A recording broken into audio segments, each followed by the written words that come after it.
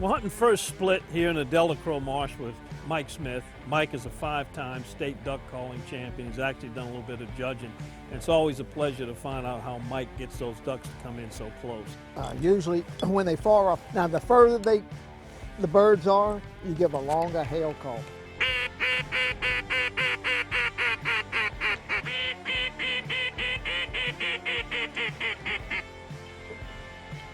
A real duck doesn't sound like that, but you know, wind's passing through their ears, they don't hear every note I'm blowing. Real education to actually hunt with him and see the difference in the way he calls ducks as opposed to when he's calling for judges.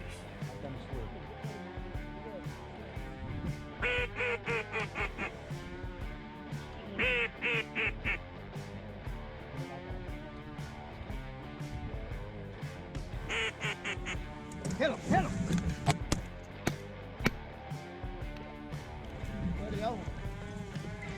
Took off. Well, first of all, you have to learn how to read the bird. Just don't call at every duck you see, because it's not going to work. Call the birds that are, you know, fairly low. You know, they're looking for a place to land, and as long as they within hearing distance, you know, you have a good chance of bringing them in.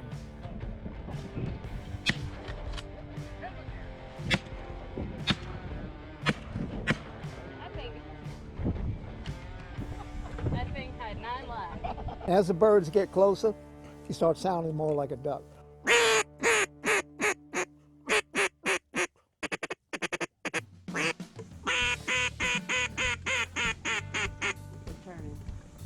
It's nice to kind of be able to associate what everyone talks about and what you've heard. Oh, you remember that time when they decoyed and they came in and they were supposed to do this? Teal are funny. Sometimes you can bring them in, sometimes you don't. I'll give them a little teal call sometime.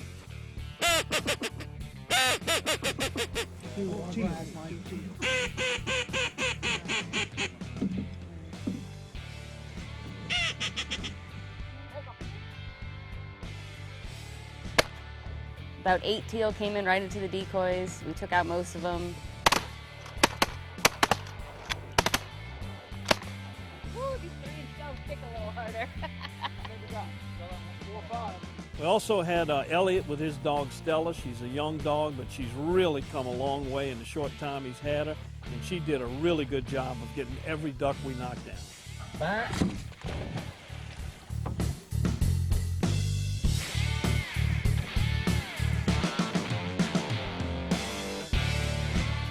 A gray duck sounds similar to a hen mallard also, you know, but more dragging out. Thing is, just about any duck, puddle duck, will respond to a mallard call.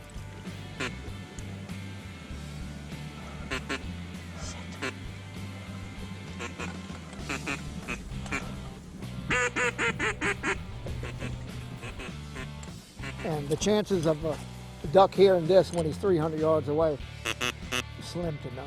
This is a close range call.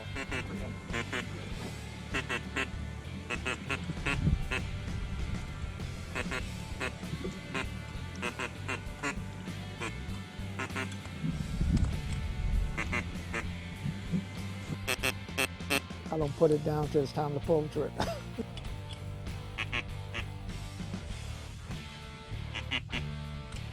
Get him!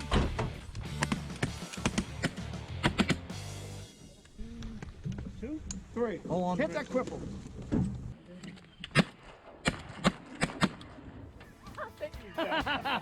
Not even a crossbow.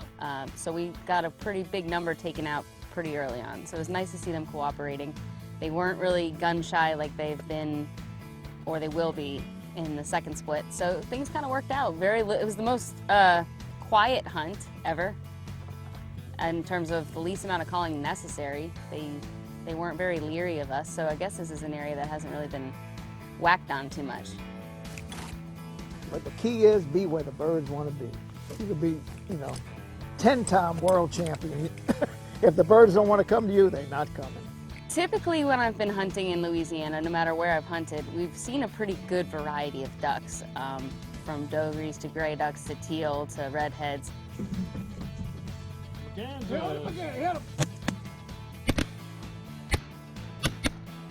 I use this mallard call all season long, but I don't use it as much, in other words. I go more with my gray duck call and my pintail widgeon whistle. Hit him, Elliot. This hunt was basically 2 species of traditional ducks and then your mergansers, and those are pretty neat looking birds too. Today we had pretty much what you'd call a typical Delacroix hunt, the ones that over the decades have become familiar to hunters who hunt in this area.